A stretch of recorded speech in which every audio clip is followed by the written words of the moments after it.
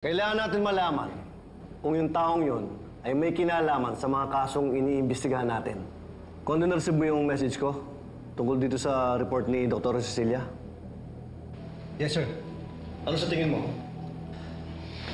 Nakaregister nga yung baril kay Victor Santiago. Pero sapat bang ebidensya yun para mapatunayan siya talaga bumaril kay Bullet? 10 years ago pa yun eh. Kung hindi siya, abay grabing coincidence naman to. Simulan natin doon sa maskara na ginamit sa bangko. Tapos yung laso na ginamit kay Sunny. At yung bala sa ulo ni Bullet. Enriquez, jumping to conclusions kung ganyan ka.